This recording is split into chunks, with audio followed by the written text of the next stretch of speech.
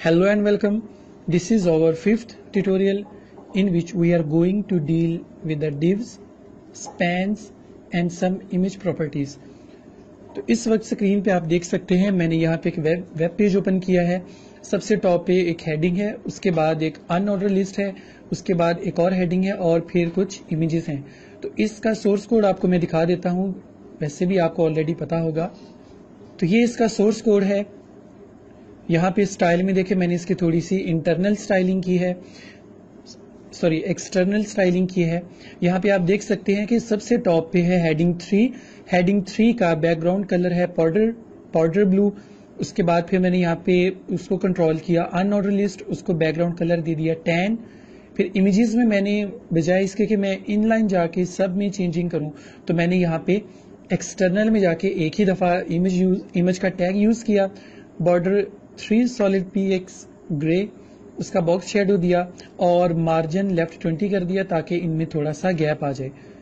तो सबसे पहले हम शुरू करते हैं कि हम divs क्यों यूज करते हैं, what are the divs and why we use the divs। So divs are nothing just like container. They are container in which we can store the multiple contents at the same time. तो divs just like container होते हैं जिसमें आप different किस्म की values रखते हैं। For example आप यहाँ पे देखें, आपको कुछ इमेजेस नजर आएंगे। अगर मैं चाहता हूं कि ये इमेजेस टॉप से थोड़ा सा नीचे मूव कर जाएं, यानी ये वाला इमेज यहाँ पे मूव करे, फिर सेकेंड इमेज भी मूव करे, थर्ड इमेज भी मूव करे और फोर्थ इमेज भी मूव करे, तो इसके लिए मुझे क्या करना होगा, मुझे यहाँ पे जाके लिखना पड़ेगा स्टाइल। यहाँ पे मुझे लिखना पड़ेगा मार्जिन टॉप। तो लेट्स सपोज मैं मार्जिन से चाहता हूं कि ये 20 px डाउनवर्ड मूव करे। इसको सेव करें, रिफ्रेश करें, तो ये आपका इमेज ये वाला थोड़ा सा आपका डाउनवर्ड मूव हो गया। इसी तरह से अगर आप हर इमेज को मूव करवाना चाहते हैं तो आपको हर इमेज में जाके ये टैग बारी बारी लिखना पड़ेगा, which is very time consuming. क्योंकि अगर हमारे वेब पेजेस में 100+ इमेजेस हो तो हमें ये तो काम 100 टाइम्स करना पड़ेगा। तो क्यों ना हम ऐसा करें कि हम इस सब को एक कंटेनर के अंदर रख दें और फिर जस्ट उस कंटेनर को मूव करवा दें। ये बिल्कुल वही एग्जांपल है कि अगर आपके सामने 10 टी कप्स पड़े हों और आपने उन 10 टी कप्स को मूव करवाना हो, तो इसका बेहतर हल ये होगा कि आप उन सब 10 के 10 टी कप्स को एक ट्रे में रखें और फिर इस ट्रे को मूव करें। जैसे ही आप ट्रे को मूव करेंगे तो आपके 10 के 10 कप्स भी ऑटोमेटिकली मूव करेंगे।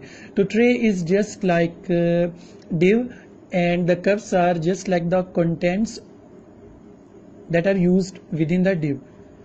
तो हम ऐसा करेंगे कि हम इसको मैं थोड़ा सा रीडू कर देता हूं। हम यहां भी जाके लिखेंगे div का टैग है div लिखेंगे और हम इमेजेस div में स्टोर करवाना चाहते हैं, तो यहां पे आके मैं div टैग क्लोज कर दूंगा। इसको रिफ्रेश करेंगे तो div आपको नजर नहीं आएगी क्योंकि div is a block level element. एक चीज याद रखें, div is a block level element, it covers entire the width available next to it. मैं आपको थोड़ा सा इसका प्रूफ देता हूं। लेट्स सपोज मैंने यहाँ पे लिखा div, अगर मैं यहाँ पे आके इसकी कलरिंग कर देता हूं, मैं लिख देता हूं style background red, refresh.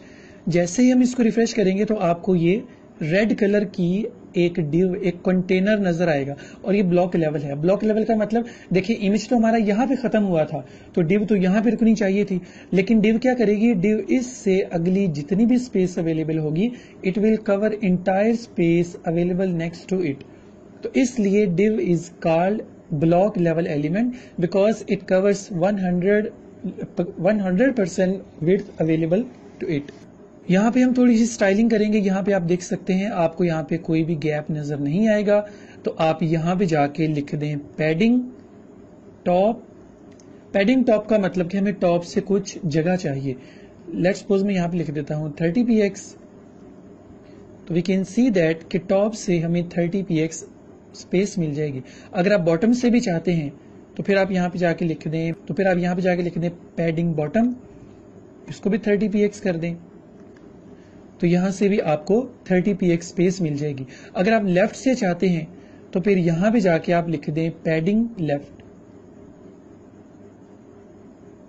just go here and write padding left 30px, save, refresh. You can see that यहाँ पे आपको 30px मिल जाएगा. इसी तरह से आप राइट में भी ऐड कर सकते हैं. So if I go here and write margin top, let's suppose हम यहाँ पे लिखते हैं 30px. तो मार्जिन का फंक्शन होता है कि ये पूरी डिव को थोड़ा सा नीचे मूव करवा देगा. Actually margin is a space that is available around the div, just like this. तो मैं इसको रिफ्रेश करूंगा तो आप देखेंगे कि ये थोड़ा सा नीचे मूव हो गया. लेट्स सपोज मैंने कर्सर यहां पे रखा. See the position of cursor and I change it here. Let's suppose I write there 60px, save, refresh. तो जब मैं इसको रिफ्रेश करूंगा तो ये डिव पिक्सल से थोड़ा सा नीचे मूव करेगी. तो this area is known as margin. Margin is the outer most boundary that is available outside the div. Now we see what is span. Span is opposite to div. Div is known as block level element because it covers the entire space available next to each. Span is opposite to div. Span just उतनी ही जगह cover करेगा जितनी इसको चाहिए होगी. Let's suppose मैं इसको यहाँ पे थोड़ा सा एक पैराग्राफ ऐड करूंगा. पैराग्राफ का टैग लिखेंगे और यहाँ पे मैं एक डमी टेक्स्ट पेस्ट करूंगा. रिफ्रेश करेंगे. Let me change the color. This is not eye-catching. We will write here linen.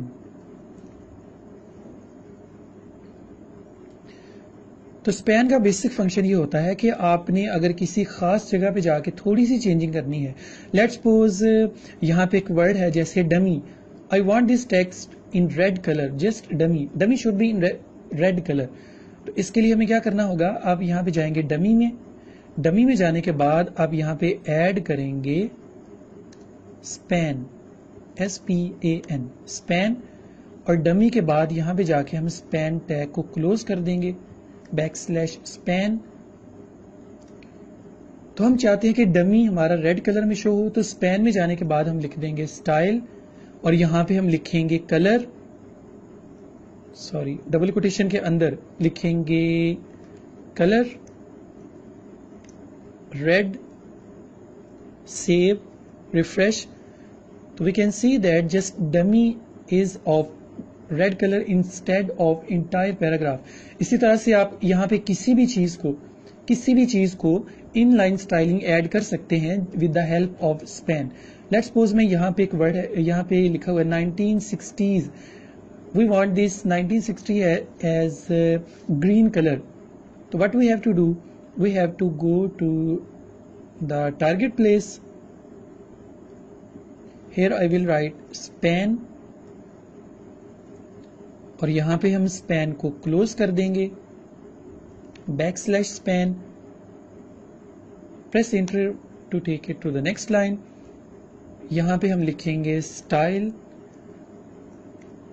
background let's suppose green, save and refresh. Oops, sorry, not background color. I want it just text color. तो text colour के लिए just हमें colour लिखना होगा. Okay, तो this is in green colour. If you want this 1960s to highlight then we have to use the tag mark. This is a new tag in this tutorial. हम चाहते हैं कि ये थोड़ा सा हाईलाइट हो जाए तो इसके लिए हमें टैग यूज करना पड़ेगा मार्क, MARK, मार्क. और यहां पे जाके हम मार्क टैग क्लोज कर देंगे, सेव इट, रिफ्रेश इट. तो आपको यहां पे ये हाईलाइट नजर आएगा which is in red colour. If you want a text in small size, for example यहां पे मैं किसी भी चीज को स्मॉल टेक्स्ट में शो करवाना चाहता हूं. जैसे यहां पे ये वर्ड है lorem. We want this lorem should be appear in smaller text. तो what we have to do, we have to go to the target place. Where is lorem, here it is. यहां पे जाके हम tag use करेंगे small, SMALL, small. और यहां पे जाके टैग क्लोज कर देंगे small, save it, refresh it. तो we can see that lorem is in smaller size. If we want to make it bold we can use the B tag as well as strong tag, STRONG, strong.